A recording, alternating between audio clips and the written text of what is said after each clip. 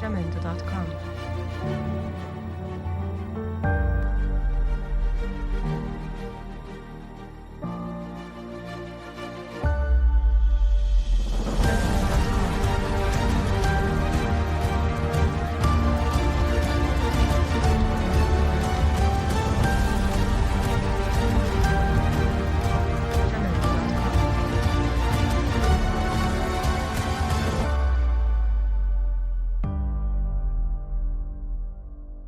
Bueno, vamos a comenzar Cells are the a smallest estudiar living units of los an organism. orgánulos celulares propiamente All dichos, es cells decir, have three los things in orgánulos common, no matter what membranosos. type of cell they are. Eso es lo que vamos a ver en este tema. Concretamente en este vídeo nos vamos a dedicar exclusivamente Cytoplasm, a uno de which ellos, is a el jelly-like retículo fluid, endoplasmático.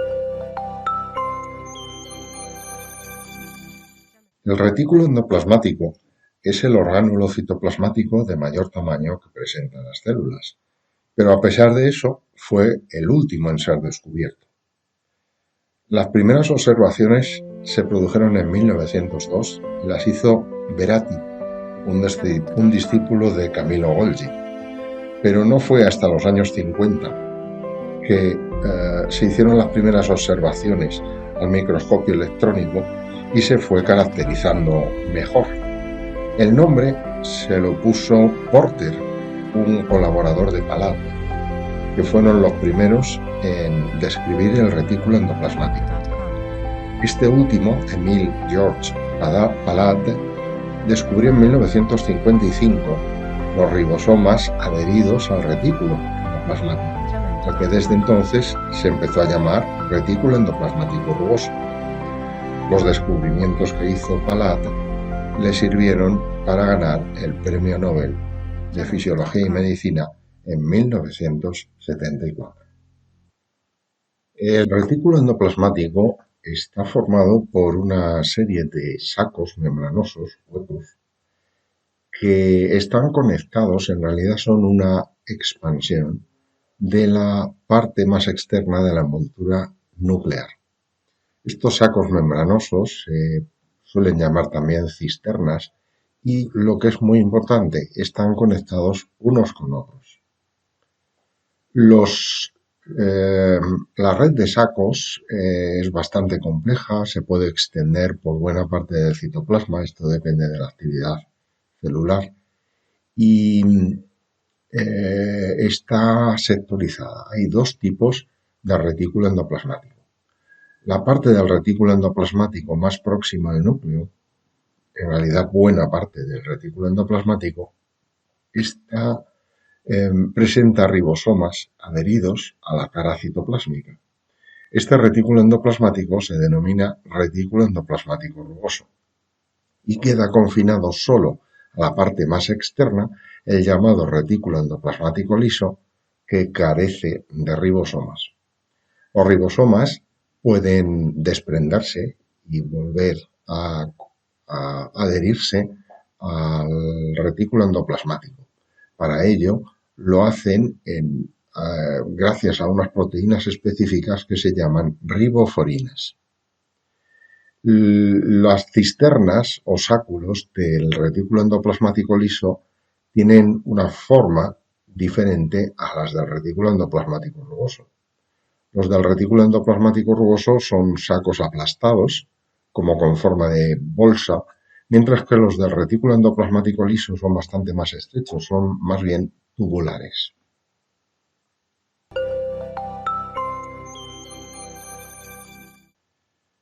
El retículo endoplasmático liso es la región del retículo endoplasmático que carece de ribosomas. Suele encontrarse en las zonas periféricas, es decir, más alejadas del núcleo, y sus cisternas son más estrechas, son más bien tubulares. Tiene una gran cantidad de enzimas en su interior, en el lumen, enzimas que están dedicadas a la síntesis de lípidos.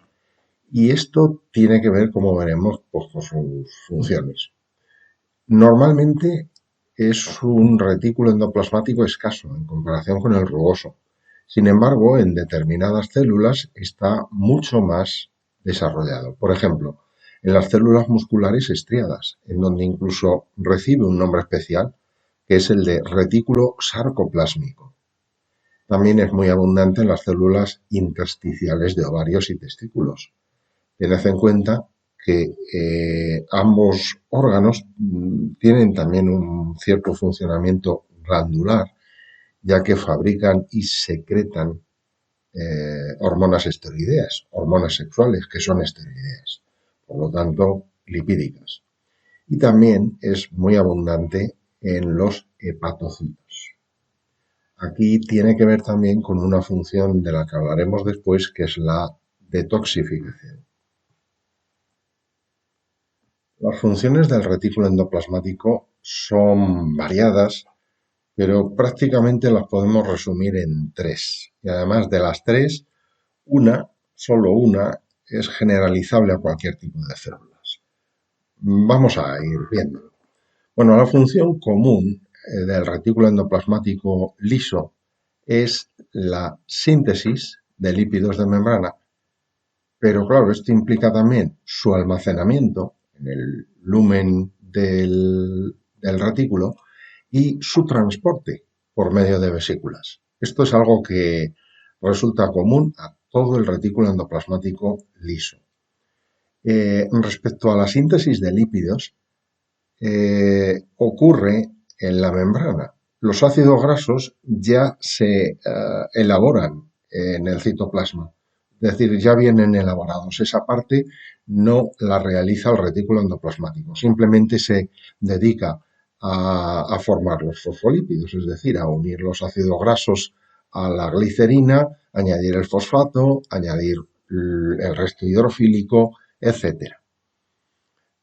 Respecto a la síntesis de lípidos, como ocurre por el lado que da hacia el citoplasma, sucede que los nuevos fosfolípidos formados se van añadiendo a la bicapa, a la parte externa de la bicapa. Una enzima especial, realmente una proteína transportadora que se llama flipasa, vaya nombre, ¿no?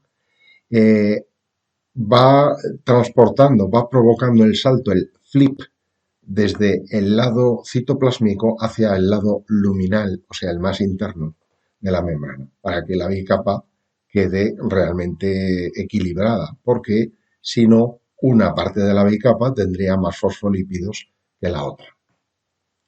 La siguiente función del retículo son los procesos de detoxificación.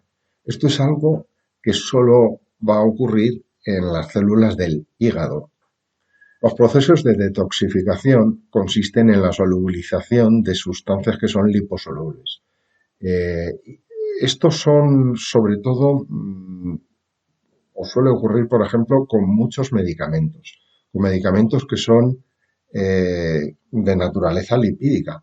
Entonces, ¿por qué hay que detoxificarlos? Pues porque la mayor parte de los fármacos que son hidrosolubles se eliminan a través de la orina directamente, pero los que son liposolubles no pueden eliminarse a través de la orina porque no pueden ir a través de la sangre.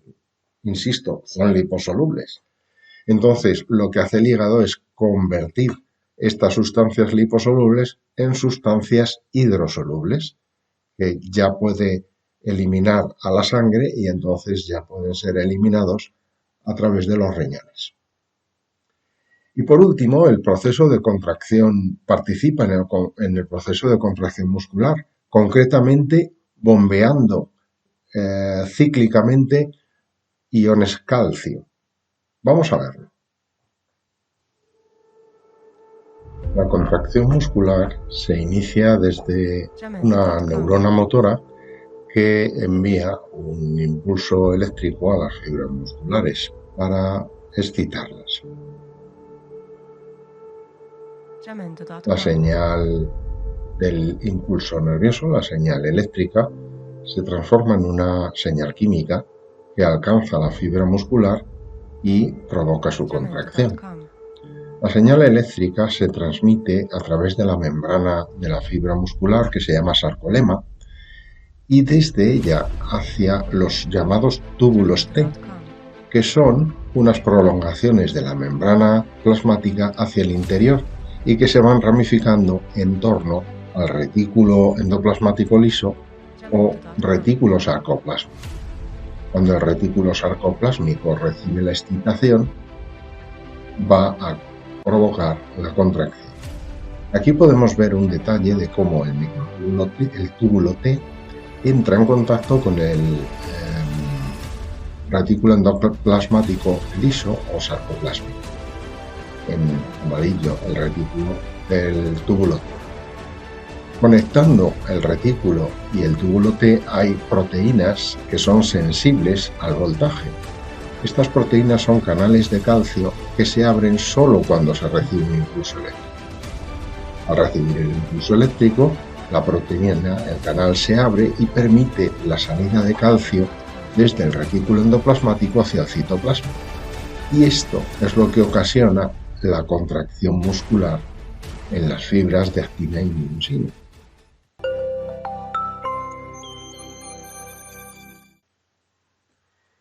El retículo endoplasmático rugoso, pues sin embargo, está unido a la envoltura nuclear, es una continuación de la parte externa de la envoltura nuclear y se caracteriza por tener ribosomas adheridos a la cara citoplásmica.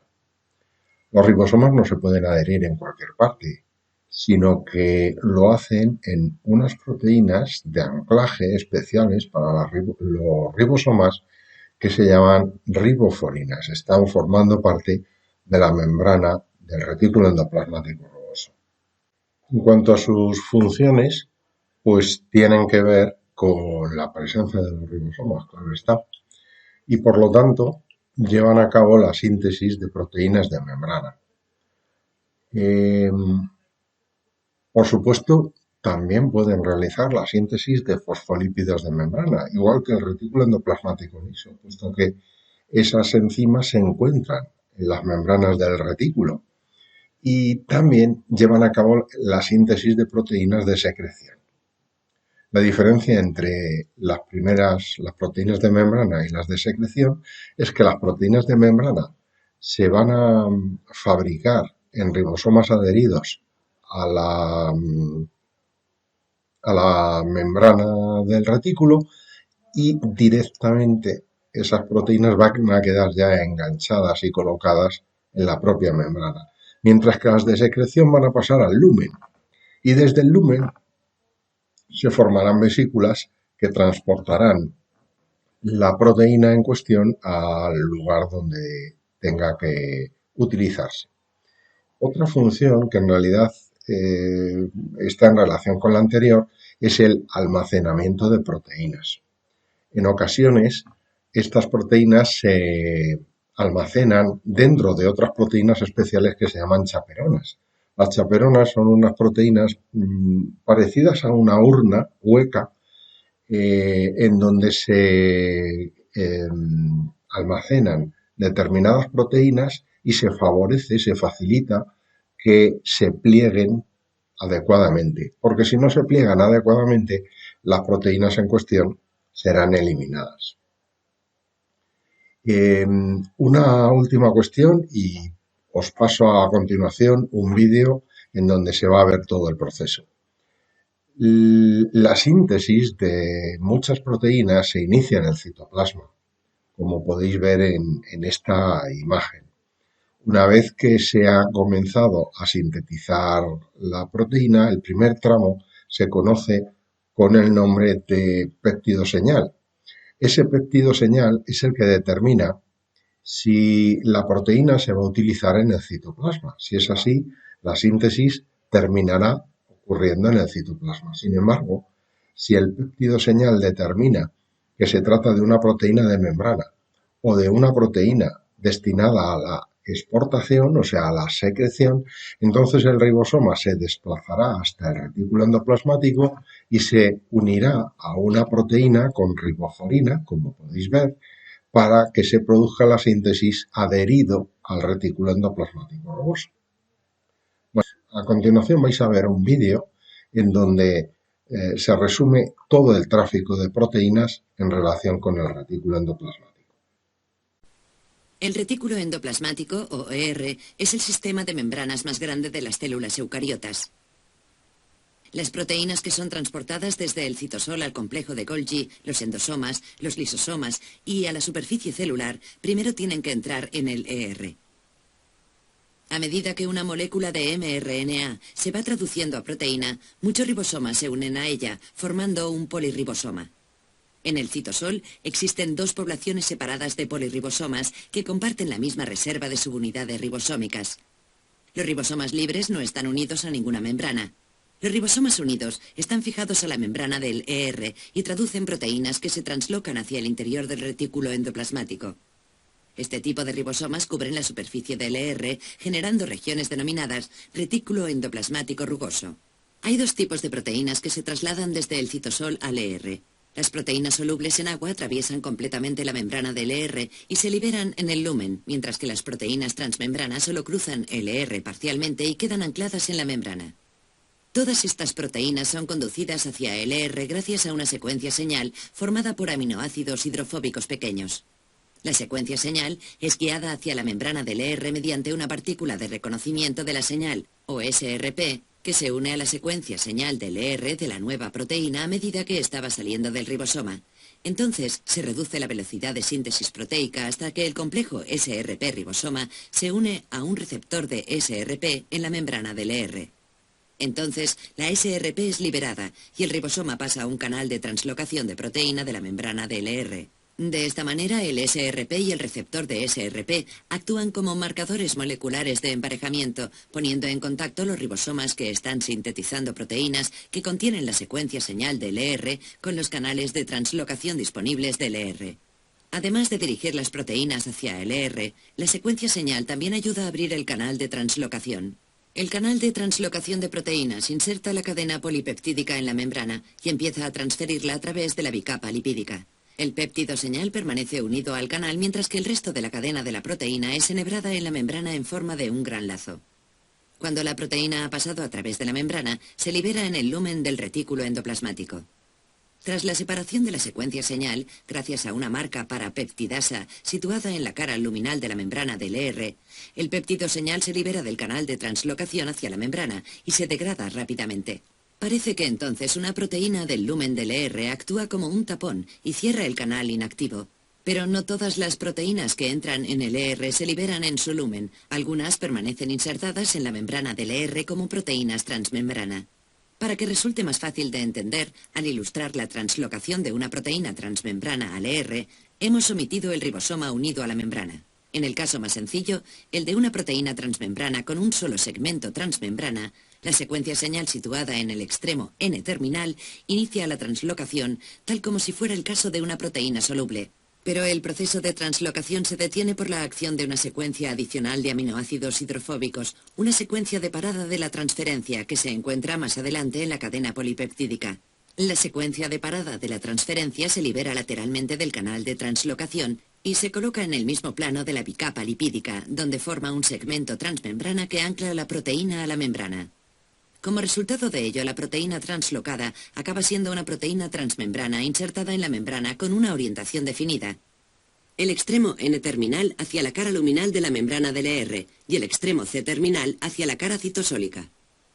La proteína transmembrana conserva su orientación a lo largo de todos los procesos de gemación y fusión. En algunas proteínas transmembrana, la transferencia de la proteína se inicia por una secuencia señal interna. En estos casos parece que existen secuencias señal hidrofóbicas que trabajan en pareja. Una secuencia interna de inicio de la transferencia inicia la translocación, que continúa hasta que alcanza una secuencia de parada de la transcripción. Las dos secuencias hidrofóbicas se liberan en la bicapa donde permanecen ancladas. En proteínas de multipaso complejas en las que muchas regiones hidrofóbicas atraviesan la bicapa, entran en juego pares adicionales de secuencias de inicio y paro. Una secuencia reinicia la translocación un poco más adelante de la cadena polipeptídica y otra detiene la translocación y provoca la liberación del polipéptido. Y así sucesivamente para los posteriores inicios y paradas. Así las proteínas multipaso de membrana van cosiendo la bicapa a medida que se van sintetizando mediante un mecanismo que recuerda la acción de una máquina de coser. Bueno, respecto a este vídeo que os acabo de incluir, no tenéis que saber todos los detalles que en él se comentan. Lo único que sí tenéis que tener claro es que las proteínas se pueden sintetizar en 3 lugares distintos: en el citoplasma, en el retículo endoplasmático rugoso pero incorporados a la membrana, o en el retículo endoplasmático rugoso incluidas en el núcleo, y dónde va cada tipo de proteína. Y con esto terminamos una nueva clase privada de biología. Hemos terminado el vídeo y, como siempre, espero que os haya resultado útil y que hayáis entendido la clase de hoy. Me despido hasta el próximo.